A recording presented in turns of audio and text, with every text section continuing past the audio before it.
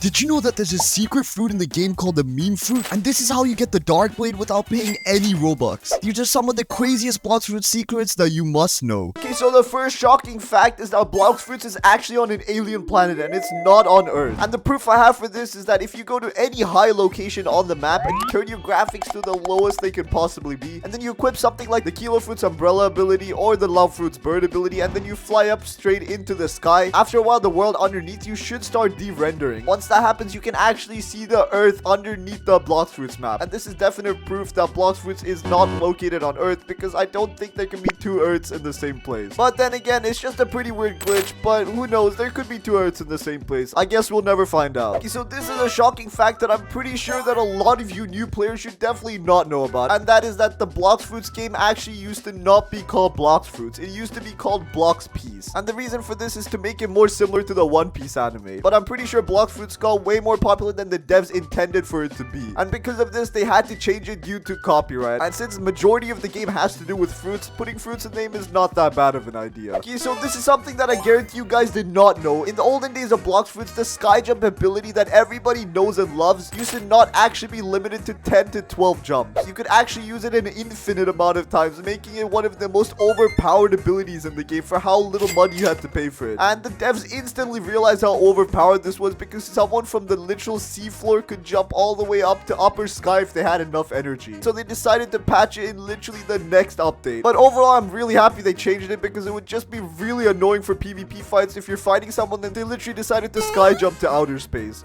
Really annoying. Okay, so I know a lot of you are wondering what the rarest fighting style is in Blox fruits, and a lot of you might say God Human, but hear me out, guys. There's actually one that's a little bit more rare than that, and it's the combat fighting style, the first fighting style everybody gets when they enter Blox fruits. And this fighting style literally has no logo, and it just has two basic skills, and they're pretty bad if you ask me. But the reason it's rare is that once you buy a different fighting style, you actually cannot get the default combat style back, making it really rare. Like, when was the last time you saw second or third C player with this fighting style? Exactly, never, because literally nobody has it. But I guess that makes new players have one of the rarest fighting styles in the game. Imagine you could trade fighting styles. That would be kind of cool. You could literally get the combat style back. Okay, so this next shocking fact is about guns in Blox fruits. Everybody knows that guns are not that strong compared to other things like swords, combat styles, and fruits. But did you know that in the olden days of Blox fruits, they actually used to be way more useless? And the reason for that is that guns actually had no ability skills, making them kind of useless. So the only ability you have is the passive left click ability, and it doesn't even do that much damage. Like, literally you couldn't increase any mastery to unlock any new skills. You just had the basic abilities. And in the old Blox fruits, I'm not even sure why people bought any guns in the first place, because literally if they don't have any observation breaking skills, then what's the point of actually using guns? I guess you can use them to aggro NPCs to group them up and have an easier time grinding them, but then again, what's the point of buying them if they have absolutely no skills? Just pretty useless if you ask me.